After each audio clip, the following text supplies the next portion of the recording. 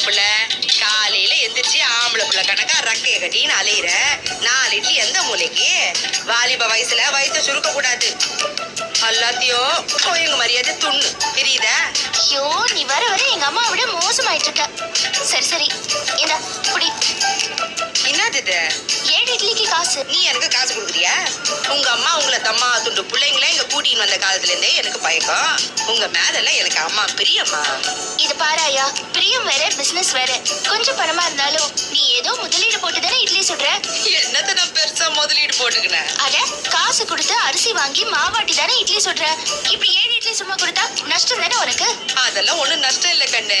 மாவுல தண்ணிய ஊத்தி அட்ஜஸ்ட் பண்ணிப்பேன். நீ பொறப்படு. இல்லையா, நீ காசு வாங்கிக்கோ. என்ன கண்ணு நீ? கந்துக்கும் இட்லிக்கும் பணியாரத்துக்கும் வீட்டு கிரைண்டர்ல தான் ஓசியில மாவு அரைச்சிக்கிறேன். அது என்ன கணக்குல சேர்க்கறது? நீ பொறப்படுமா நாயாவது? என்னையா? மேடம், ஆபீஸ் கிளம்பியாச்சா? வர வர இந்த நாய்களோட தொல்லை ஜாஸ்தியா போச்சு. மேடம், உங்ககிட்ட ஒண்ணு கேட்கணும். இந்த வீட்டுக்கு 2 வாசல் இருக்கு, பின் வாசல் முன் வாசல். நீங்க பின் வாசல் வழியா போறீங்க வரீங்க? அந்த தெரு வழியா நிறைய சொறி நான் இங்க அஞ்சு நிக்குதான். அதுல ஒண்ணு மிஸ் ஆகி இங்க தெரியுது. அதெல்லாம் இல்லைங்க. நாங்க புதுசா இந்த வீட்டுக்கு குடி வரும்போது முன் பக்கம் இன்னொரு குடுத்துட்டா இருந்தாங்க. அதனால நாங்க பின் வாசலை யூஸ் பண்ணிட்டு இருந்தோம்.